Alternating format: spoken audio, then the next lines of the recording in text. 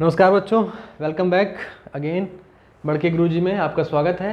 और आज का जो वीडियो हमारा है, आप देख सकते हैं इतने सारे हमने यहाँ पर त्रिभुज लिख रखे हैं, तो जायज़ सी बात है त्रिभुज के ऊपर होगा। और जैसा कि हमने आपको बताया था कि त्रिभुज का जो एक कॉन्सेप्ट है कि त्रिभुज से कोई भी सवाल आपके, चाहे वो एकेडमिक्स में आएगा चाहे आपके कंपटीशन में आएगा, वो नहीं छूटने वाला, क्योंकि जो सारे कॉन्सेप्ट हैं वो आपकी इस ट्राइंगल सीरीज़ में हम कवर करेंगे। ठीक है, पहला वीडियो जो हमने बनाया उसमें हमने आपको इंट्रोडक्शन बताया क्या है त्रिभुज, ठीक है, आखिर इसमें क्या होते हैं, इसके नाम का मतलब क्या है, और कुछ जानकारियां हमने आपको बाकी मैथमेटिक्स या जैसे यूक्लिडियन मैथमेटिक्स है उसके बारे में भी थोड़ी बहुत जानकारी दी। जिन बच्चों ने नहीं देखा है वो जा करके वहाँ वीडियो को देख सकते हैं। ठीक है, बेसिक से एकदम पढ़ाया जा रहा है इसमें। ठीक है, और बाकी जो हमारी ऑफलाइन एक कोचिंग है उस वो भी ओपन हो चुकी है, तो ऑफलाइन में भी आप जा कर के जो बैचेस हैं, अभी आने वाले कंपटीशन के जो बैचेस हैं वो स्टार्ट हो चुके हैं, तो वहाँ आप जा कर के बैचेस में एनरोल कर सकते हैं। फ़िलहाल के लिए त्रिभुज शुरू करते हैं, और त्रिभुज में हमने आपको जो अब तक पढ़ा रखा है थोड़ा सा फास्ट रिवीजन कर लेते हैं। त्रिभुज में मैंने आपको बताया था कि भाई साहब, जैसा इसके नाम से ही स्पष्ट है कि त्रिभुज में क्या होती है, त्रि मतलब तीन और भुज मतलब भुजा, तीन भुजा होती है। यानी अगर मैं कोई त्रिभुज यहाँ पर ड्रॉ करता हूँ तो आप देख सकते हैं कि यहाँ पर अगर मैं इसको पॉइंट ए मानूँ, इसको बी, इसको सी, तो आप देखेंगे कि ए बी एक भुजा है, बी सी एक, और सी ए जो है या ए सी जो है एक भुजा है। इन त्रिभुज में कितनी भुजाएं होती हैं? तीन भुजाएं होती हैं। जब इसका हम इंग्लिश में बात करें तो ये होता है ट्राइंगल। क्या होता है? ट्राइंगल। ट्राइंगल का मतलब, ट्राई मतलब तीन होता है, एंगल का मतलब कोण होता है। हम यहाँ ये भी देखते हैं कि इन भुजाओं के अलावा यहाँ तीन कोण भी बन रहे हैं। बन रहे हैं कि नहीं बन रहे हैं? तीन कोण भी बन रहे हैं। यानी त्रिभुज की जब हम परिभाषा की बात करते हैं तो क्या कहते हैं आपसे कि तीन भुजाओं से घिरी एवं बंद आकृति, ठीक है, एक सरल बंद आकृति को हम क्या कहते हैं? त्रिभुज कहते हैं, जिसमें क्या होते हैं? तीन शीर्ष होते हैं और तीन कोण होते हैं और तीन भुजाएं होती हैं। शीर्ष ए बी सी और इसके तीन भुजाएं ए बी, बी सी और सी ए हैं, और इसके तीन कोण ए, कोण बी, कोण सी बी हैं। कोण ए को अगर लिखा जाए तो ऐसे भी लिख सकते हैं कोण ए, अगर ऐसे लिखना चाहें तो बी ए सी लिख सकते हैं। ठीक है, सी ए बी भी लिखा जा सकता है। हालांकि अल्फ़ाबेटिकली ऑर्डर में अगर लिखना चाहें तो कोण बी ए सी हम इस कोण को निरूपित कर सकते हैं। ठीक है, इतना समझ में आ गया होगा। डिटेल जानकारी पहली वीडियो में है। वहाँ पर जो मोस्ट इम्पॉर्टेंट चीज़ थी वो ये थी कि भाई साहब, त्रिभुज के जो तीनों अंतः कोणों का योगफल होता है वो होता है 180 डिग्री। ठीक है, बहुत बेसिक है, ध्यान रखिएगा। अगर आप इसको पढ़ना चाहते हैं, जानना चाहते हैं, जो मेरा ये डाटा है वो बेस्ड है क्लास 6 की एनसीईआरटी पे। यानी अभी मैं क्लास 6 में कहूँ, आपको क्लास 6 की बातें बता रहा हूँ। अगर आपने वहाँ ध्यान से नहीं पढ़ा है तो यहाँ पढ़ सकते हैं। तो क्लास 6 की एनसीईआरटी से हमने शुरू किया है और कंपटीशन लेवल तक हम इसको ले जाएंगे। जितने भी कंपटीशन में त्रिभुज से रिलेटेड, जैसे सर्वांग समता हो गया या आपका समरूपता हो गया, इससे रिलेटेड क्वेश्चन जो हैं कंपटीशन में मैंने देखा है पूछे जाते हैं, तो वहाँ पर हम उन क्वेश्चनों को आपके सामने लेकर भी आएंगे। उसमें क्या कॉन्सेप्ट होते हैं उनको भी लेकर आएंगे। फिलहाल हम स्टेप बाय स्टेप पढ़ रहे हैं। पहले हमने आपको त्रिभुज के बारे में बताया। त्रिभुज का एक जो सबसे इम्पॉर्टेंट नियम था वो ये था कि त्रिभुज के तीनों अंतः कोणों का योगफल कितना होता है? 180 डिग्री होता है। यानी इसको कहा जाता है क्या? त्रिभुज के अंतः कोण योग का नियम। यानी कि अगर ए बी सी, कोण ए, कोण बी और कोण सी का जो योगफल होगा वो कितना होगा? 180 डिग्री होगा। कुछ बेसिक जानकारियाँ, जैसे कोण को इस तरीके से निरूपित करते हैं। कोण ए मैंने लिखा है, इसका मतलब कोण ए लिख रहा हूँ। ठीक है, इस तरीके से होता है। ये तो आप जानते भी होंगे, नहीं जानते फिलहाल मैंने आपको बता दिया है। ठीक है, चलिए, तो कोण ए, कोण बी, कोण सी का योगफल कितना होता है? 180 डिग्री होता है। ध्यान रखिएगा, बच्चे गलती कहाँ करते हैं, वो कहते हैं कि त्रिभुज के तीनों कोणों का योगफल 180 डिग्री होता है। अब वहाँ पर वो गलती ये करते हैं कि अंतः और बाह्य लगाना भूल जाते हैं। ध्यान रखिए कि यहाँ पर मैंने आपको बताया था अंदर जो तीनों कोण हैं इनका योगफल कितना होता है? 180 डिग्री होता है। तो बाहर भी कोण होते हैं, जैसी बात है। अगर अंतः की बात कर रहा हूँ तो बाहर वाले भी कोण होते होंगे। तो बाह्य कोण का कॉन्सेप्ट जस्ट इसके आगे वाला स्टेप है। फिलहाल स्टेप बाय स्टेप हम चल रहे हैं। तो पहले हम क्या पढ़ेंगे आज? टाइप्स ऑफ ट्राइंगल पढ़ेंगे। ठीक है, अब ये इम्पॉर्टेंट जो ये नियम है ये बहुत ही इंपॉर्टेंट हो जाता है। जैसा मैंने आपको कहा था ना, कोई भी त्रिभुज बना लीजिए, नापिए जोखिए कुछ मत करिए, आप बैठिए पेंसिल लेकर के, स्केल लेकर के, बस ध्यान रखिए रेखा सीधी हो और आपको इसका ऐसा भी त्रिभुज बना डालिए, ऐसे बना डालिए, और आप इनके तीनों कोणों को जोड़ेंगे, इन कोणों को जोड़ेंगे तो कितना आएगा, 180 डिग्री आएगा। ये मैंने आपको बताया था। ठीक है, सवाल देखिए बेसिकली कैसे बन जाते हैं। मान लीजिए इसको मैंने लिखा 60, इसको मैंने लिखा 70। ठीक है, तो मैं पूछ रहा हूँ भाई साहब ये कोण कितना होगा। अगर मैं इस कोण को लिखूँ कितना 60 लिखूँ, इस कोण को लिख दूँ 70, तो ये कोण कितना होगा मुझे बताइए आप। अगर आपको ये नियम पता है तो हमें ये पता है कि भाई साहब इन तीनों को जोड़ने पे कितना आता है, 180 आता है। यानी बी और सी कितने हैं, 60 और 70। यानी इस नियम में अगर हम उठा के रख दें तो क्या आ जाएगा, यहाँ देखिए, इस नियम में अगर मैं रखूँ इसमें, तो कोण ए हमें नहीं पता है, कोण बी हमें पता है कितना होता है, 70 है, कोण सी हमें पता है कितना है, 60 है, तो इसको हम कितना लिखेंगे, 180। अब इनको जोड़ लीजिए, कोण ए प्लस कितना हो जाएगा, 130 हो जाएगा, और ये कितना हो जाएगा, 180। अब इसको इधर लेके आइए तो कोण ए की वैल्यू कितनी आ गई, 180 माइनस 130, यानी कितना आ गया, 50। तो हम यहाँ बता सकते हैं कि कोण ए की वैल्यू कितनी आ गई, 50 डिग्री आ गई। ठीक है, ये ध्यान रखिएगा। इस नियम से हम तीसरे कोण का मान बता सकते हैं अगर हमें दो कोण दिए गए हों। अगर मुझे किसी भी त्रिभुज का दो कोण, मान लीजिए ये कोण नहीं पता होता, ये 50 मुझे पता होता, तो मैं कितना बता सकता हूँ, 70 और 50 को जोड़ के 180 में से फिर घटा देता, तो कितना आ जाता ये आपका आ जाता 60। ठीक है, तो ये आप कॉन्सेप्ट याद रखिएगा, इतना ही उसमें इम्पॉर्टेंट था। बाकी वीडियो देखना चाहें आप देख सकते हैं, उसमें बाकायदा हमने आपको बताया है, समझाया है कि त्रिभुज आखिर चीज़ क्या है, किस चिड़िया का नाम त्रिभुज है। ठीक है, चलिए इसको मिटाते हैं और आप शुरू करते हैं अपना अगला टॉपिक, जिसका नाम है क्या, त्रिभुज के प्रकार।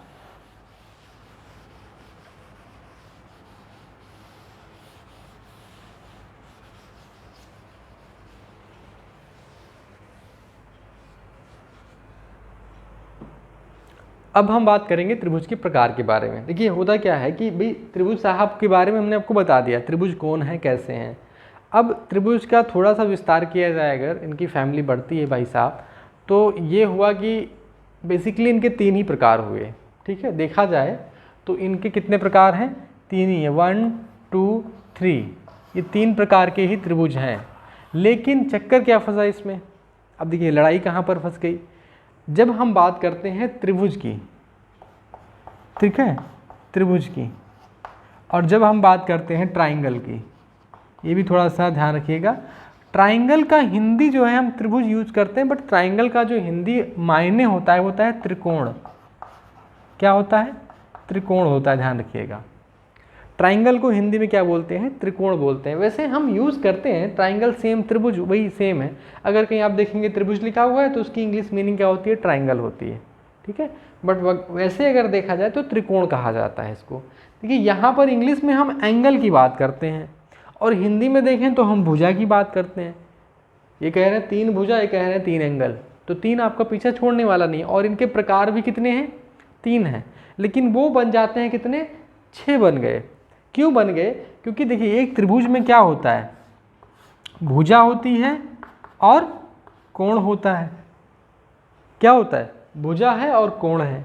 तो यहाँ पर भुजा और कोण के बीच में जो लड़ाई होती है, जैसे मान लीजिए पति पत्नी के बीच लड़ाई हुई कि एक बच्चा है उसका नाम रखना है। भाई पति को ये पसंद है कि इसका नाम ये रखा जाए और पत्नी ने कहा नहीं इसका नाम ये रखेंगे। ठीक है, तो दोनों ने अपने अपने हिसाब से नाम रख लिया। अब बच्चा अगर मान लीजिए घर से निकला, ठीक है, उसका कुछ भी नाम है, सोहन मोहन कुछ भी नाम है, तो पिताजी उसके सोहन बुला रहे हैं, माताजी उसकी मोहन बुला रही हैं। ठीक है, तो मान लीजिए किसी ने पूछा कि भैया आपका नाम क्या है, तो वो क्या बच्चा क्या बोलेगा, किसके हिसाब से बताऊँ मैं, पिताजी के हिसाब से बताऊँ या माताजी के हिसाब से बताऊँ, क्योंकि उसके क्या है, दो नाम हैं। सेम उसी तरीके से यहाँ समझिए कि त्रिभुज एक्चुअल में तीन ही हैं, बट यहाँ पर जो लड़ाई झगड़ा भुजा और कोण के बीच मिला करके हुआ, तो भाई साहब भुजाओं ने ये कहा कि भुजा के आधार पर, भुजा ने कहा हम रखेंगे त्रिभुज का नाम, तो उन्होंने रखा अपना 3 नाम, और जो साहब कोण है इन्होंने रखा अपना 3 नाम।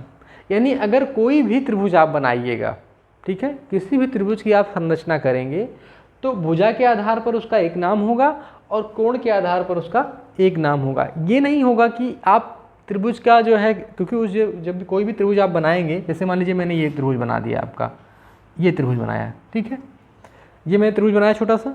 चलिए अब इसमें कोण भी है, इसमें भुजा भी है, तो इसके कोण के आधार पर नाम एक होगा और इसके भुजा के आधार पर भी एक नाम होगा। यानी इसके कितने नाम हो जाएंगे टोटल? 2 नाम हो जाएंगे, नहीं हो जाएंगे? तो सेम वही हुआ कि जब आप 3 त्रिभुज थे, इनके मान लीजिए 3 बच्चे हुए और तीनों का नाम पिताजी ने एक रखा, माताजी ने एक रखा, पति पत्नी ने अपने अपने हिसाब से रखा, तो टोटल कितने बन गए भाई साहब? 6 नाम बन गए। ठीक है, इस कॉन्सेप्ट को इस तरीके से आप समझ सकते हैं, केवल जानकारी के लिए। ठीक है, कुछ जगहों पर ये होता भी है, ऐसा मैंने देखा भी है। ठीक है, तो आप इस तरीके से समझ सकते हैं इन चीज़ों को। चलिए अभी जब हम इसके कुछ एग्जाम्पल्स लेंगे तो आपको बहुत अच्छे तरीके से इसका समझ में आ जाएगा। ठीक है, चलिए अब हम बेसिकली बात कर लेते हैं पहले भुजा के आधार पे। ठीक है, किसके आधार पर बात कर लेते हैं? भुजा के आधार पर। कोण की बात नहीं करेंगे, भुजा की बात करते हैं। तो पहला जो त्रिभुज है वो है विषम बाहु। ठीक है, विषम बाहु, विषम मतलब होता है सम, विषम, सम का उल्टा होता है विषम, मतलब असमान, एक तरीके से कोई बराबर नहीं है। और बाहु का मतलब क्या होता है? बाहुबली कुछ बच्चे यही कहते हैं ना, बाहु का मतलब बाहुबली। ठीक है, तो बाहुबली नहीं, हम ये बात करते हैं कि विषम का मतलब क्या होता है? असमान। बाहु का मतलब से भुजा ही होता है। ठीक है, यानी कोई एक ऐसा त्रिभुज ड्रॉ कर लीजिए आप, ये त्रिभुज एक ऐसा ड्रॉ कर लीजिए, ठीक है, जिसकी तीनों भुजाएं क्या हों? आपस में बराबर ना हो। जैसे देखिए मैंने एक त्रिभुज बनाया, इस त्रिभुज में हमने किया क्या कि सारी भुजाएं अलग अलग हैं, इसका नाप अलग है, इसका नाप अलग है, इसका नाप अलग है। ये नहीं ये x है, ये y है, ये z है, कुछ भी मान लीजिए अगर 3 सेंटीमीटर है, ये 4 है, ये 5 सेंटीमीटर, कुछ भी हम मान लेते हैं। ठीक है, तो उन्होंने कहा कि जिस त्रिभुज की, ये भुजा वाले साहब ने कहा कि ऐसा त्रिभुज अगर है कोई कि जिसकी तीनों भुजाएं क्या हैं? अलग अलग नाप की हैं, कोई बराबर नहीं है आपस, सब अलग अलग हैं, तो उसको हम क्या बोलेंगे? विषम बाहु त्रिभुज बोलेंगे। इंग्लिश में इसका नाम होता है स्केलिन ट्राइंगल। ठीक है, यहाँ पर आप देख सकते हैं विषम बाहु त्रिभुज और स्केलिन ट्राइंगल। दूसरे पे आ जाते हैं, पहला वाला समझ में आ गया आपको कि ऐसा त्रिभुज जिसकी तीनों भुजाएं असमान हों, अलग हों, बिल्कुल नाम से स्पष्ट है। ठीक है, जैसे इसमें क्या है ना, बहुत ज़्यादा रॉकेट साइंस नहीं है कि आपको बहुत ज़्यादा इसमें घुस करके और बहुत ज़्यादा दिमाग लगाना है कि नहीं यार इसमें होता क्या है, कैसे होता है। सेम आपका क्या कह रहा है? विषम बाहु त्रिभुज है, यानी जिसकी सभी भुजाएं क्या है? अलग अलग होंगी नाप। कोण का तो कोई जिक्र ही नहीं आना है इसमें। ठीक है, क्यों? क्योंकि ये भाई भुजा के आधार पर बट रहे हैं। मैंने यहाँ पर लिखा हुआ है कि त्रिभुज का जो प्रकार है वो भुजा के आधार पर यहाँ पर है और कोण के आधार पर यहाँ 3 है। तो भुजा के आधार पहला विषम बाहु समझ में आ गया होगा आपको। सेकेंड नंबर पे चले आते हैं, इसमें ये कह रहे हैं साहब, नाम पे ध्यान दीजिएगा, सम द्विबाहु। सम मतलब बराबर होता है, द्वि का मतलब 2 होता है, बाहु मतलब भुजा होती है। ठीक है, यानी कि ऐसा त्रिभुज जिसकी 2 भुजाएं क्या हों? बराबर हों, समान 2 भुजा सेम। तो यानी अगर मैं एक यहाँ त्रिभुज बनाऊं इस तरीके से, ये त्रिभुज मैंने बना लिया देखिए, और मैं इसमें क्या पाता हूँ? ठीक है, यहाँ तो तीनों बराबर दिख रही हैं आपको, हमें भी थोड़ा तीनों बराबर ही लग रही हैं इसमें। थोड़ा इसको दूसरी बना देते हैं, इस तरीके से बना लेते हैं, ये और ये अब नहीं बराबर दिखेगा। ठीक है, चलिए अब हमने यहाँ पर आपको देखने में भी ठीक ठाक लग रहा है ना, ये भुजा और ये भुजा आपस में क्या होती हैं? बराबर होती हैं। इन साहब ने कहा कि मान लो कोई त्रिभुज है, उसमें 3 ही तो भुजा होती हैं और 2 ठो आपस में क्या हो गई? बराबर हो गई, तो उसका नाम क्या रखेंगे? समद्विबाहु त्रिभुज रखेंगे। सेम इंग्लिश में अगर आपको कुछ नहीं करना, ISO लगा दीजिएगा। ISO जो पहला याद करिएगा ना, स्केलिन ट्राइंगल, दूसरे में क्या लीजिएगा? Iso scalene triangle. बस कुछ नहीं करना है, यानी ऐसा त्रिभुज जिसकी 2 भुजाएं बराबर हों। जरूरी नहीं कि यही दोनों आपस में बराबर हों, ये और ये आपस में भी बराबर हो जाएंगे ना, तब भी माना जाएगा क्या? वो समद्विबाहु त्रिभुज, यानी 3 में 2 बराबर हों। ठीक है, समझ में आ गया इतना? चलिए अगले पे आते हैं, नंबर 3 पे। ये कह रहा है भाई समबाहु त्रिभुज। सम मतलब बराबर, बाहु का मतलब भुजा, यानी सब भुजा बराबर हो जाए। अब भाई इसमें एक को बराबर नहीं था, इसमें 2 ठो बराबर हो गया और 3 ही भुजा होती हैं। तो अगर मैं इसको ये कहूँ कि जिस त्रिभुज की सभी भुजाएं आपस में क्या होती हैं? बराबर होती हैं। जैसे मैंने पिछला जो चित्र बनाया था उस तरीके का अगर मैं चित्र बना दूँ यहाँ पर, देखिए ये देखिए ये हमने बेहतरीन चित्र बनाया है यहाँ पे आपके लिए, ठीक है। अब इस त्रिभुज में आप क्या देख रहे होंगे, इस त्रिभुज में आप देख रहे हैं कि भाई तीनों भुजाएं हमें बराबर दिख रही हैं, ये और ये आपस में क्या है, बराबर है। तो अगर ऐसा त्रिभुज बनाया जाए जिसकी तीनों भुजाएं बराबर हो जाएं, उस त्रिभुज को हम क्या बोलेंगे, समबाहु त्रिभुज बोलेंगे, ठीक है। अच्छा, इसका जो नाम है इंग्लिश में होता है इक्विलैटरल, ठीक है। एक और नाम से भी इसको जानते हैं इक्वी एंगुलर, वो भी बाद में हम आपको बताएंगे उसके बारे में।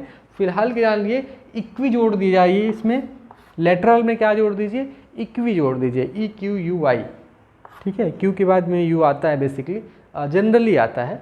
तो इक्वल मतलब क्या होता है, बराबर होता है ना, तो उसका इक्वी जो प्रीफिक्स है वो जोड़ दिया गया यहाँ पे, इक्विलैटरल ट्राइंगल। बहुत सिंपल है, अगर इंग्लिश में भी याद करना चाहें तो, ठीक है। कहीं वहीं पर बच्चों को ना इंग्लिश में थोड़ा प्रॉब्लम हो जाती है, बाकी जो CBSE बोर्ड के हैं उनको तो इतनी ज़्यादा प्रॉब्लम नहीं होती होगी।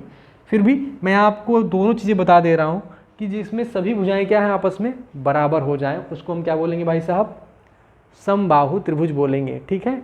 ये ध्यान रखिएगा, अभी आगे चल के हमारी इनसे फिर मुलाकात होगी। तो ये तीन भाई साहब भुजाओं के आधार पर इनका बंटवारा हो गया। अब आइए कोणों के आधार पर, कोणों के आधार पर क्या होता है। अब हम भुजा का कोई जिक्र नहीं करेंगे, इसमें हमने कोणों का कोई जिक्र नहीं किया। अब जब इनको किनारे करेंगे तो कोई एक त्रिभुज बनाएंगे जब, तो उसमें हम किसका जिक्र नहीं करेंगे, भुजा का कोई जिक्र नहीं करेंगे, केवल कोण का जिक्र करेंगे, ठीक है। इसकी परिभाषा क्या थी, विषम बाहु की, बाहु मतलब भुजा जिसकी सभी भुजाएं समान हो, समद्विबाहु में जिसकी दो भुजाएं समान हों, और समबाहु में जिसकी सभी भुजाएं समान हों। सभी मतलब तीन ही भुजाएं होती हैं, ठीक है। चलिए आगे आ जाइए, न्यून कोण। न्यून कोण को इंग्लिश में कहते हैं एक्यूट एंगल ट्राइंगल, ठीक है, एक्यूट एंगल ट्राइंगल। इसमें क्या होता है, ऐसा त्रिभुज जिसके सभी कोण 90 डिग्री से क्या हो, कम हो, 90 डिग्री से क्या हो, कम हो, उसे क्या कहा जाता है, न्यून कोण त्रिभुज कहा जाता है। यानी अगर मैंने कोई त्रिभुज बना दिया इस तरीके से, ठीक है, ये देखिए, ये मैंने यहाँ पे एक त्रिभुज बनाया हुआ है, आप देख सकते हैं। इसमें देखिए लगभग कोण क्या है, 90 डिग्री से कम है, ठीक है। 90 डिग्री का कोण बनता कैसे है, 90 डिग्री का कोण ऐसे बनता है, एकदम परपेंडिकुलर बनता है ना, मतलब इस तरीके से। और 90 डिग्री का ये साइन होता है, ध्यान रखिएगा। इस तरीके से अगर किसी त्रिभुज बना हुआ है या कहीं भी बना हुआ किसी एंगल में, तो मतलब ये 90 डिग्री का कोण है। और 90 डिग्री को मैंने पिछले भी वीडियो में बताया है कि 90 डिग्री को हम क्या बोलते हैं, समकोण भी बोलते हैं, ध्यान रखिएगा। क्या बोलते हैं, समकोण भी बोलते हैं, ठीक है। तो 90 डिग्री से सभी कोण इसके कम होने चाहिए। किसी ऐसा त्रिभुज है, अब देखिए यहाँ तीन कोण बन रहे हैं, कोई कोण आपको दिख रहा है कि 90 से ज़्यादा होगा, यही बहुत ज़्यादा 30, 35, 40 होगा, ये भी 40, 45 होगा, ये भी 60 के आसपास होगा, यानी उससे ज़्यादा कोई कोण दिख नहीं रहा हमें। तो न्यून कोण को क्या बोलेंगे हम, एक्यूट एंगल ट्राइंगल, ठीक है। यानी ऐसा त्रिभुज जिसके सभी कोण, अब यहाँ कोणों की बात करेंगे, ध्यान रखिएगा, भुजा की बात नहीं करेंगे, जिसके सभी कोण क्या हो, 90 डिग्री से कम हो, उसको हम क्या बोलेंगे, एक्यूट एंगल ट्राइंगल यानी न्यून कोण त्रिभुज बोलेंगे। पहला नाम क्लियर हो गया। चलिए सेकंड पे आ जाइए। सेकंड वाला क्या कहता है भाई, समकोण त्रिभुज। अभी मैंने जस्ट आपको बताया कि समकोण का मतलब क्या होता है, 90 डिग्री, ठीक है। अब ये साहब ये कह रहे हैं कि कोई भी त्रिभुज ले लीजिए आप, ठीक है। समकोण त्रिभुज में क्या होता है भाई साहब, ये देखिए मैंने आपके लिए एक समकोण त्रिभुज बना दिया बेहतरीन वाला। ये कहते हैं साहब कि इसमें का एक एंगल जो है वो 90 डिग्री हो। कितने एंगल होते हैं, तीन तो एंगल ही होते हैं, तीन में से एक एंगल 90 डिग्री होना चाहिए। कुछ के दिमाग में चला जाता है कि दो एंगल 90 डिग्री हो गए तो क्या होगा। देखिए भाई साहब, अगर दो 90 डिग्री हो गया तो पहली चीज़ तो ट्राइंगल बनेगा नहीं, और दूसरी चीज़ आपने एक नियम अभी मैंने आपको जस्ट बताया कि तीनों अंतःकोणों का योगफल 180 डिग्री होता है। अब दो ठो में आपने अगर 90 और प्लस 90 और तीसरे को क्या जीरो करोगे, 0 डिग्री का कोई एंगल बनता है, होता ही नहीं है। तो 90 90 180 दोनों को तो यहीं दे दिया आपने, ठीक है। तो ये ध्यान रखिएगा कि भाई साहब एक ही कोण बनेगा, ठीक है। इनकी कंडीशन है, इन समकोण वालों की कंडीशन है कि एक जो है आपका 90 डिग्री होना चाहिए, यानी कोई भी कोण, तीन कोण हैं, तीनों में से एक जो है आपका क्या होना चाहिए, 90 डिग्री होना चाहिए। उस त्रिभुज को हम क्या बोलेंगे, समकोण त्रिभुज बोलेंगे, यानी राइट एंगल। समकोण को इंग्लिश में कहते हैं राइट एंगल, ठीक है, वो राइट लेफ्ट वाला ही है, ठीक है, ध्यान रखिएगा। तो बहुत इजी है। ये साहब ने बहुत बड़ी ख्याति प्राप्त की है।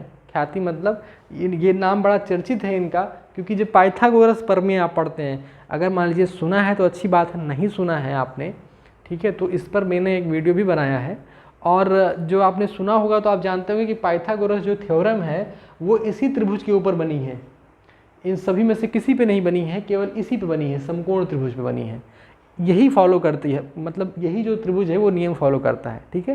ये जानकारी के लिए था आपको।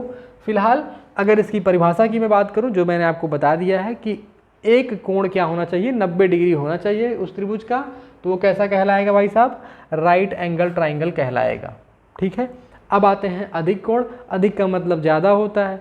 अब ज़्यादा किससे ज़्यादा चाहिए बताओ, सबको ज़्यादा चाहिए। घर में अगर मान लीजिए कुछ आ जाता है तो बच्चों क्या होता है, सबसे ज़्यादा चाहिए हमें, ठीक है। लेकिन अब यहाँ क्या ज़्यादा चाहिए, खाने पीने का सामान ज़्यादा चाहिए नहीं, इनको कोण ज़्यादा चाहिए। कितना ज़्यादा चाहिए, 90 ज़्यादा चाहिए। बस कह रहे हैं हमें 91 मिल जाए हम अधिक हो जाएंगे, ठीक है। तो यहाँ से आपको अधिक होने का मतलब क्या कह रहा है कि ऐसा त्रिभुज जिसका एक कोण 90 ज़्यादा हो, बस यानी 90 जहाँ 91 हो जाए, बस एक कोण क्या हो जाए, 90 से ज़्यादा हो जाए। तो जैसे 90 डिग्री का कोण ऐसे बनता है, तो अगर ये कोण ऐसे बन जाए थोड़ा सा, ये पूरा, तो ये थोड़ा ज़्यादा हो गया 90 से ना, ज़्यादा हो गया, तो वो कैसा त्रिभुज कहलाएगा, अधिक कोण त्रिभुज कहलाएगा। देखिए यहाँ चित्र बना दे रहा हूँ मैं आपको, क्लियर हो जाएगा और चित्र से। ये देखिए इस तरीके से। अब आप देख सकते हैं कि यहाँ पर ये जो एंगल बन रहा है ये वाला, ठीक है, ये जो एंगल बन रहा है ये कितने ज़्यादा है, 90 डिग्री से ज़्यादा है। तो इसलिए क्या कहा जाएगा, इसको अधिक कोण त्रिभुज कहा जाएगा, ठीक है। आई होप आपको ये कॉन्सेप्ट क्लियर हो गए हैं, जो मैंने आपको तीनों यहाँ बता दिए भाई साहब, विषमबाहु त्रिभुज के बारे में, समद्विबाहु और समबाहु त्रिभुज के बारे में। यहाँ हमने केवल भुजाओं की बात की, इसमें हमने एक को बराबर नहीं किया, इसमें 2 बराबर कर दी भुजा, इसमें तीनों बराबर कर दी। सेम कोण की बात करूँ तो इसमें तीनों कोण 90 डिग्री से कम होने चाहिए, ध्यान रखिएगा 90 डिग्री से कम, ठीक है। और 90 डिग्री का ही लेना देना है भाई साहब। 90 डिग्री के अगर यहाँ पर 90 डिग्री से तीनों कम आते हैं, तीन कोण अगर कम है तो वो क्या हो जाता है, न्यून हो जाता है। 90 आ जाता है तो वो हो जाता है समकोण, ठीक है, और एक एंगल, ठीक है। और 90 से ज़्यादा एक एंगल हो जाता है तो अधिक कोण। बस इतना ही आपको याद करना है, इतने में ही सारा आपका कॉन्सेप्ट खत्म है। बस इसमें कोण में केवल 90 डिग्री याद रखिए, और भुजा में पहले कुछ ना बराबर करो, फिर 2 ठू करो, फिर सब बराबर कर दो, बात खत्म, ठीक है। चलिए अब हम आगे बढ़ते हैं और आपको इसके बेस पे कुछ सवाल बताते हैं, आपका ये मक्खन की तरह कॉन्सेप्ट क्लियर हो जाएगा, ठीक है। चलिए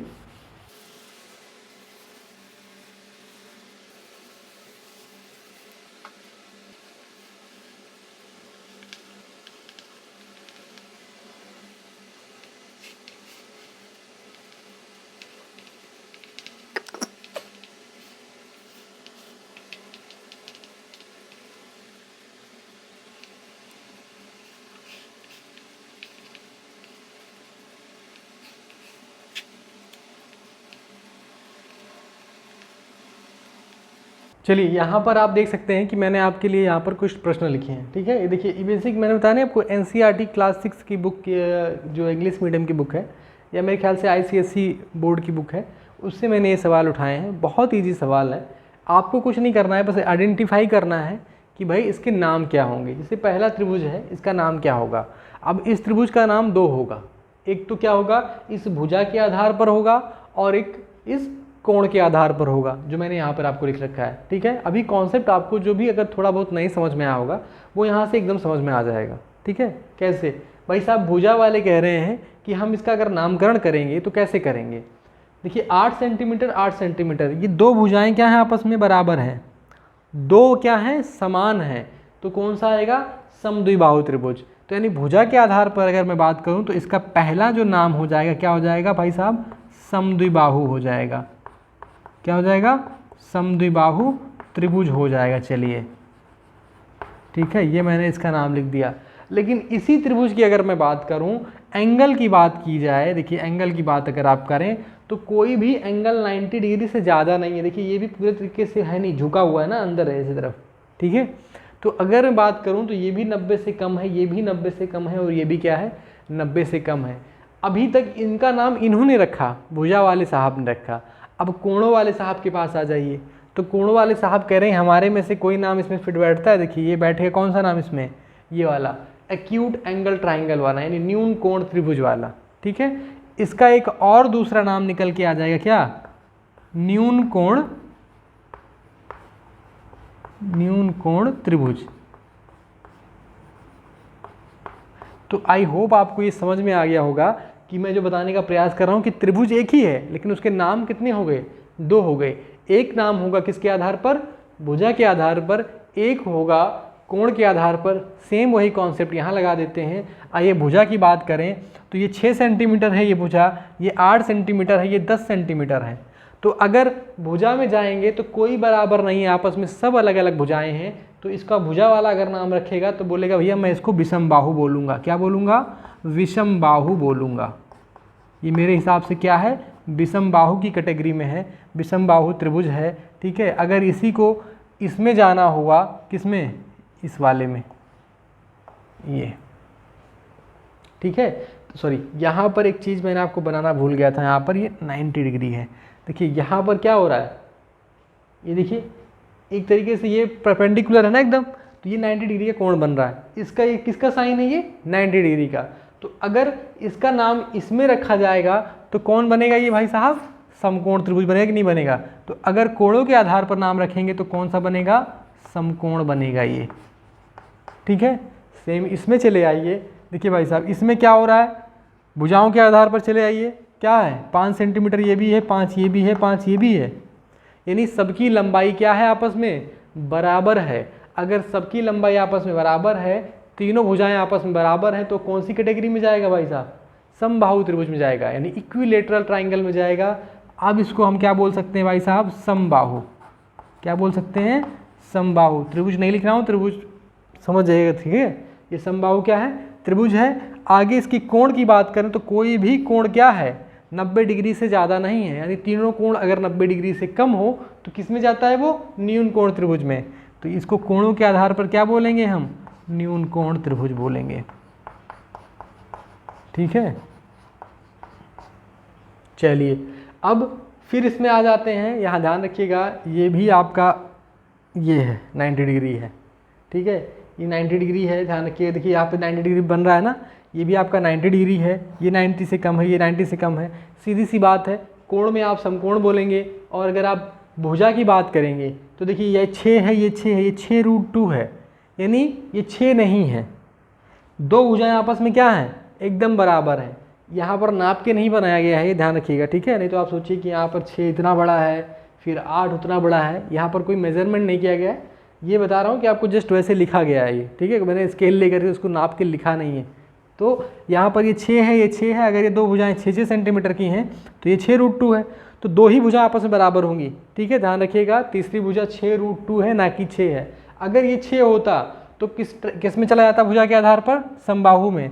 अब ये दो अगर 6-6 हैं तो दो भुजाएं आपस में क्या हैं, बराबर हैं, तो किस में चला जाएगा, ये समद्विबाहु में, जिसमें दो भुजाएं बराबर होती हैं। ठीक है, तो अगर मैं इसको बात करूं तो ये क्या बन रहा है, समद्विबाहु बन रहा है कि नहीं बन रहा है, समद्विबाहु। अब इसकी अगर कोणों के हिसाब से बात करेंगे तो एक कोण 90 डिग्री अगर किसी का हो तो सीधा सीधा नाम है समकोण। ठीक है, समकोण त्रिभुज, यानी ये राइट एंगल वाला है। ठीक है, चलिए समकोण वाला हो गया। अब इस पे आ जाइए, लास्ट आपका एक क्वेश्चन है। आप मेरे ख्याल से बताने से पहले इसको कर सकते हैं। देखिए क्या है, कुछ है इसमें, ये 5 है, ये 3 है, ये 7 है। क्या हो सकता है, अगर आप थोड़ा सा अंदाज़ा लगाइए कि भाई साहब भुजा वाले कह रहे हैं कि इसका हम नामकरण करेंगे, भुजा वाले साहब कह रहे हैं इसका हम नामकरण हम करेंगे। चलिए, भुजा के आधार पर कौन सा त्रिभुज है ये, भुजाएं आपस में कैसी हैं, बराबर हैं, नहीं है। ये 3 है, ये 5 है, ये 7 है, तो कौन सा होगा, पहली चीज़ तो ये समबाहु, विषमबाहु होगा। विषमबाहु मतलब असमान है, बराबर नहीं है। और अगर मैं बात करूं कोणों के आधार पर तो आप एक चीज़ यहाँ नोटिस करिएगा जो सबसे इम्पॉर्टेंट है कि ये कोण जो है, देखिए ये कोण, ये 90 से ज़्यादा है। ठीक है, ये जो कोण है यहाँ पर ये 90 से ज़्यादा है। तो 90 से अगर थोड़ा सा भी ज़्यादा हो जाता है, 91 भी अगर हो जाता है, लेकिन ये क्या है, अगर इस पर 90 बनता तो कैसे बनता है, एकदम सीधा परपेंडिकुलर बनता ना ऐसे एकदम, लेकिन 90 से क्या है, बहुत ज़्यादा है। तो ये कौन सा त्रिभुज बनेगा, ये बनेगा आपका अधिक कोण त्रिभुज। ध्यान रखिएगा, कौन सा त्रिभुज बनेगा, अधिक कोण त्रिभुज बनेगा। तो यानी अगर इसको हम बात करना चाहें तो एक तो भुजा के आधार पर ये विषम बाहु होगा, ठीक है, और कोणों के आधार पर अधिक कोण होगा, अधिक कोण होगा, ठीक है। तो इस तरीके की चीज़ें आती हैं। अब आई होप आपको ये सारे कॉन्सेप्ट क्लियर हो गए हैं कि बेसिकली क्या होता है। कोई भी आप त्रिभुज बनाइएगा, कोई भी त्रिभुज बनाइएगा यहाँ पर, ठीक है, तो इन तीनों में से इसका एक नाम होगा और इन तीनों में से इसका एक नाम होगा। कोई भी ट्राइंगल आप बनाएंगे, ठीक है। तो ये जो त्रिभुज के प्रकार हैं ये यहीं पर समाप्त होते हैं। जो भी आपको इसमें जानकारी चाहिए होगी, एक्स्ट्रा जानकारी चाहिए होगी या इससे कुछ डाउट रह जाते हैं, उसको आप कमेंट बॉक्स में कमेंट कर सकते हैं। जस्ट इसके आगे का हम स्टेप अगला शुरू करेंगे, जिसमें हम आपको आगे की और जानकारियाँ देंगे और थोड़े बहुत सवाल कराएंगे इसमें, ठीक है। और ये जानकारी अगर आपको पसंद आई हो तो अपने दोस्तों के साथ साझा कर सकते हैं, ठीक है, क्योंकि हमारा जो प्राइम मोटो यही है कि शिक्षा और एक मतलब शिक्षा पहुंचाने का है, और शिक्षा में भी एक बेहतर शिक्षा, ठीक है, जो क्वालिटी एजुकेशन है वो हर बच्चे तक पहुंचे, यही हमारा एक उद्देश्य है। तो इसी उद्देश्य के साथ मिलते हैं अगले वीडियो में, और इसको नोट कर लीजिएगा, एक नोट बना के रखिएगा, ठीक है। बेसिकली ये NCERT को ही हमने प्रेफर किया है और कोई दूसरी बुक्स नहीं ली हैं। तो ये जो सीरीज चल रही हैं इसमें बने रहिएगा। मिलते हैं अगले वीडियो में, तब तक के लिए जय हिंद, जय Bharat. Thank you very much.